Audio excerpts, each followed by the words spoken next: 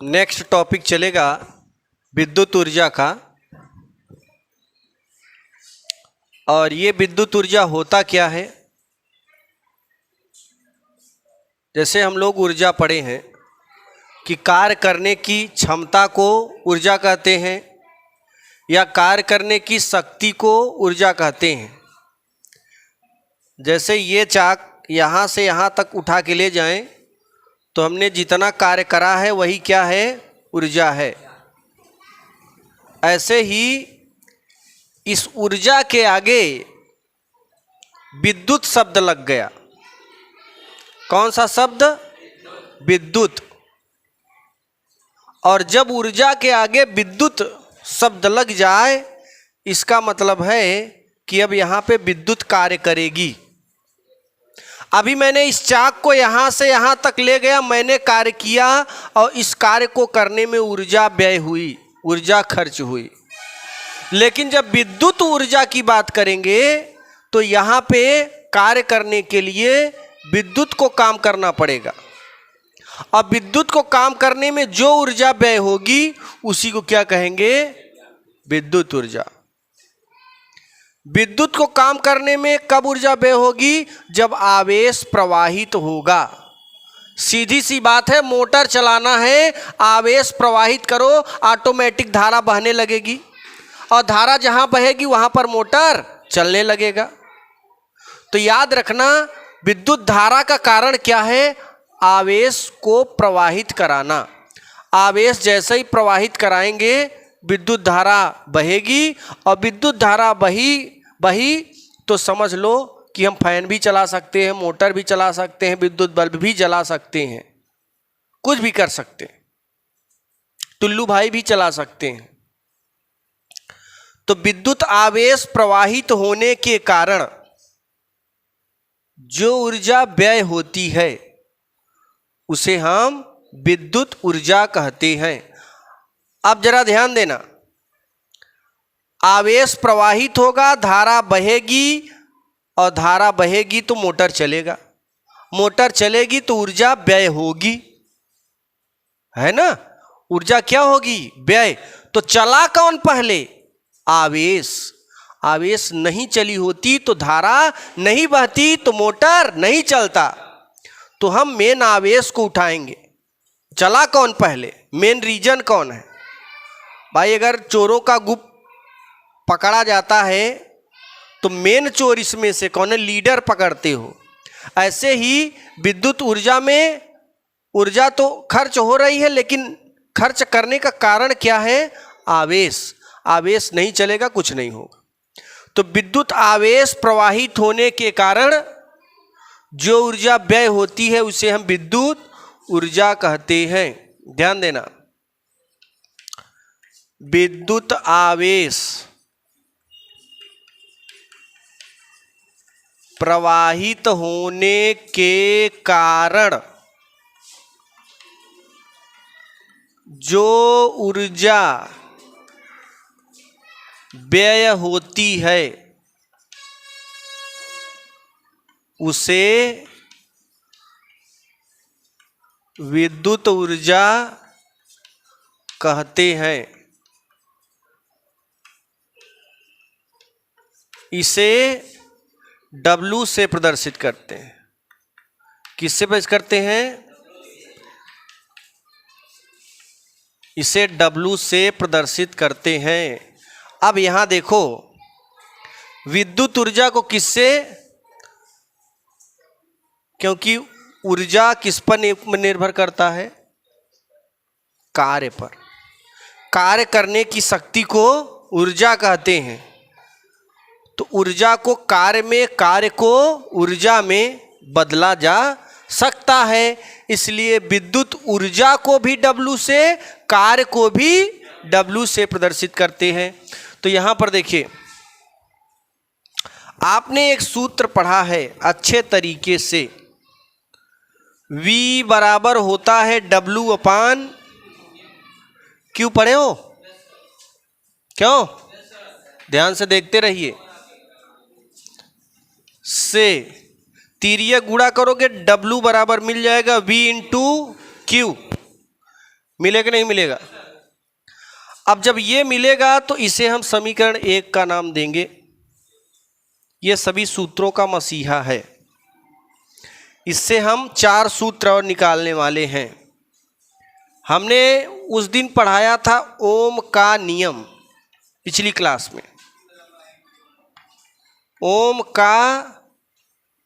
ओम के नियम से V बराबर होता है I इंटू R। समीकरण किस में रखेंगे? 1 में। विद्युत ऊर्जा, ऊर्जा शब्द जहां कहीं भी लगा रहे हमेशा याद रखना अदिश राशि होगा। कौन सी राशि? अदिश राशि होगा, निश्चित रूप से अदिश राशि हो जाएगा। ऊर्जा कहीं भी लगा रहे तो V बराबर, ये विद्युत ऊर्जा अदिश राशि है, तो V बराबर आई आर समीकरण 1 में रखेंगे। जहां V है वहां आई आर रख दो, तो ये हो जाएगा W बराबर आई आर इंटू Q। क्या हो जाएगा? ध्यान देना, W बराबर आई आर Q। मिला कि नहीं मिला? अच्छा, एक सूत्र आपने और पढ़ा है, थोड़ा इसके बैक करते हैं हम, इसको बैक करते हैं, इस एक स्टेप आगे करेंगे इससे, है ना। इसके पहले हम आवेश का रखते हैं। आपने एक सूत्र पढ़ा है I बराबर Q अपान T। तिर्यक गुणा करोगे तो Q बराबर IT मिलेगा। Q बराबर IT। समीकरण 1 में Q बराबर IT रख दो। समीकरण 1 में तो ये हो जाएगा W बराबर V पहले से है और Q के स्थान पे क्या रखोगे? IT, तो ये हो जाएगा VIT। तो एक सूत्र आपने ऑलरेडी देखा, V बराबर W बराबर VQ, और दूसरा सूत्र VIT। अब ओम के नियम से लगाओ। ओम के नियम से, ओम का नियम क्या पढ़ो? V बराबर I इंटू R। समीकरण कितना नाम दे दें? 2। इस समीकरण 2 में जहां V है वहां पे क्या रखोगे? I into R। समीकरण 2 में ये W के कितने सूत्र बन सकते हैं उसी की ओर हम बढ़ रहे हैं। सूत्र रखते जाओ, जितने तुम्हारे पास फार्मूले हो सब रख दो।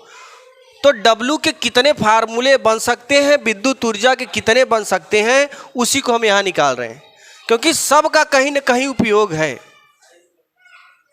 तो ये रखोगे तो ये हो जाएगा W बराबर V के स्थान पे I इंटू R, और बगल में IT ऑलरेडी है, तो I में I का गुणा I square into R into T। एक सूत्र और W का मिल गया। समीकरण 3। एक बार फिर से ओम का नियम लगा देते हैं यहां पे। किसका नियम? यहां लिखेंगे पुनः ओम के नियम से।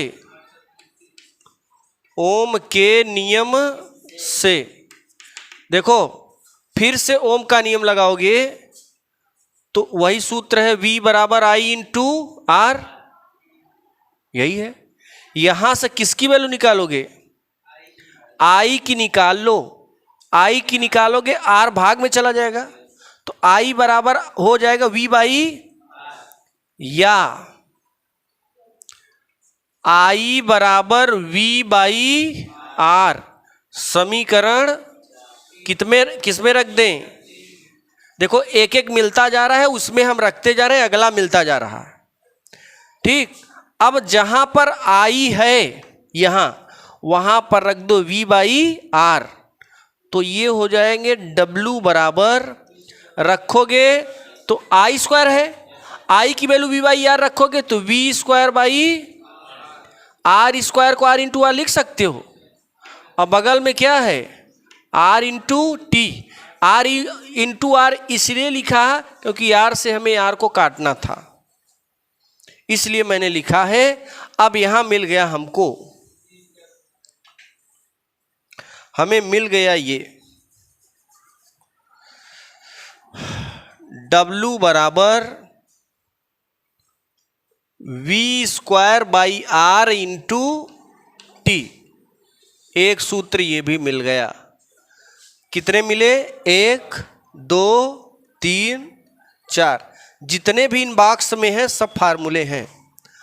और आप जानते हैं कार्य का मात्रक क्या होता है? जूल। सब के मात्रक क्या है? जूल। अच्छा ये बताओ W बराबर वी क्यू, W बराबर वी आई टी, W बराबर आई स्क्वायर आर टी और W बराबर V square by R into T. तो 4 सूत्र मिला, चारों को W के बराबर लिख सकते हो। यहां देखो हम लिख रहे हैं, जरा ध्यान देना। यहां लिख रहे हैं ये, यहां पे थोड़ा जगह है इसलिए बड़ा सूत्र मिलेगा। W बराबर वी क्यू मिला, W बराबर आई स्क्वायर आर टी मिला,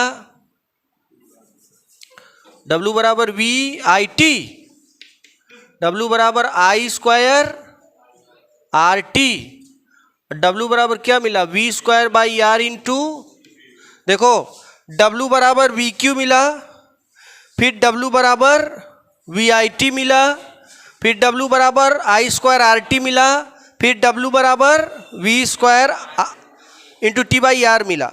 ये सब का मात्रक क्या है? जूल। ये W के इतने फार्मूले हैं, याद रखना। जहां पे जैसे फार्मूले की जरूरत पड़ेगी वैसे हम लिखेंगे। लिखिए, फिर इसका मात्रक भी अभी लिखना है। आगे देखिए, यूनिट ऑफ W, इसका मात्रक क्या होता है? सबसे पहले एक ऊर्जा, ऊर्जा हमेशा अदिश राशि होता है, अदिश राशि। इसका मात्रक जूल। किस पद्धति में है? यस आई में। और क्या होता है? अर्ग होता है। ये किस में है? सीजीएस में।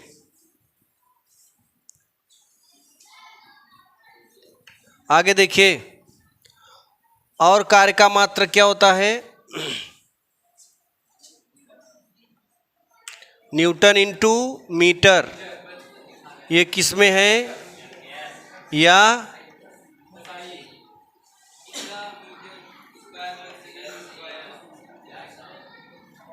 Dine into centimetre, CGS. आगे देखो, आप W बराबर F इंटू डी पढ़े हो, और इसके मात्रक क्या होता है? F बराबर यमाए इतना। देखो एफ डी, एफ का मतलब बल, बल बराबर द्रव्यमान गुणे त्वरण और बगल में विस्थापन। तो ये हो जाएगा द्रव्यमान का मात्रक किलोग्राम, मीटर में मीटर का गुणा मीटर स्क्वायर बट्टे सेकेंड स्क्वायर, एम के एस। और सीजीएस में ग्राम सेंटीमीटर स्क्वायर प्रति सीजीएस। और क्या है सूत्र? देखो यहां पे सूत्र देखो, volt into coulomb, volt into coulomb किसमें है? और क्या है आगे? Volt ampere second. अब बहुत हो गया, अब ज्यादा ना लिखो। अब बीमा क्या होती है? M L square T power -2, इतना लिखिए।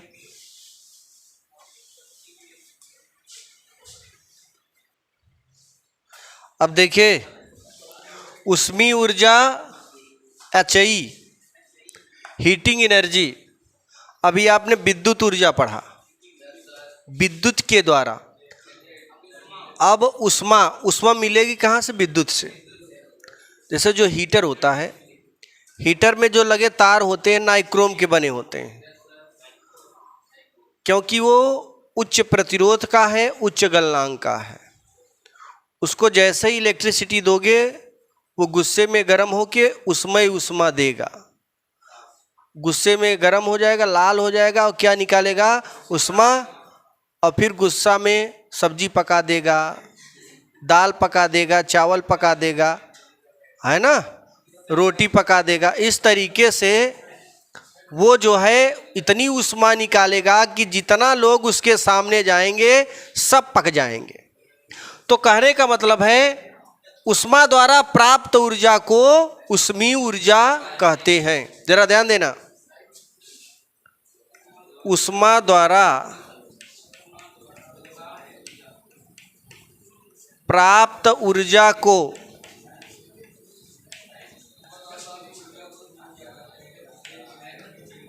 उष्मीय ऊर्जा कहते हैं।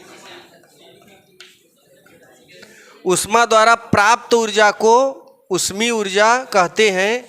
इसे यथ से प्रदर्शित करते हैं। किससे प्रदर्शित करते हैं? यथ से। आगे देखो, जो भाई उष्मा कई तरीके से मिलती है, लेकिन हम लोग इस हेडिंग में किससे उष्मा ले रहे हैं? विद्युत से।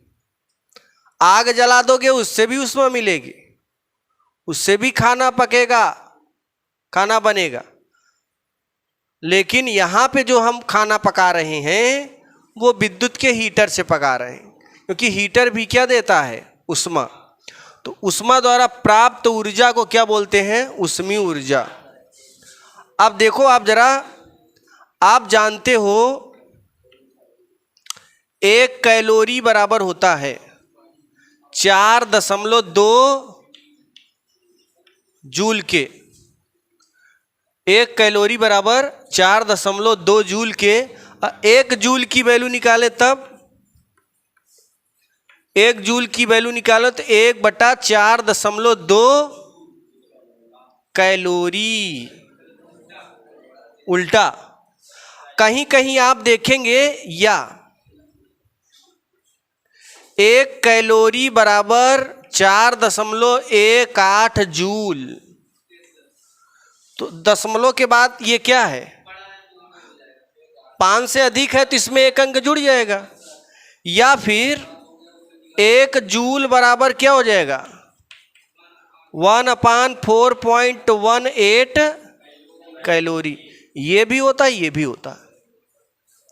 अभी मैं ताजा एक सूत्र बताया हूं कि अगर हमें जूल को कैलोरी में बदलना है, जूल को किस में बदलना है? जूल को किस में बदलना है? तो कितने से गुणा करना पड़ेगा? 1/4.2 से। तो जितने वैल्यू हैं, ये विद्युत ऊर्जा है, इसे उष्मीय ऊर्जा में बदलना है तो 1/4.2 जूल से क्या कर दोगे? गुणा। ध्यान देना, उष्मीय ऊर्जा बराबर किया गया कार्य। ये कैलोरी में है, ये जूल में है। दोनों बराबर कब होंगे बच्चों? जब हो जाएंगे दोनों कैलोरी में। तो आइए इसको हम बना देते हैं 4.2 कैलोरी। तो इधर भी कैलोरी, इधर भी कैलोरी, हो गए दोनों उष्मीय ऊर्जा। अब आप जानते हो कि ये जो जूल थी किसमें कन्वर्ट हो गई? कैलोरी में।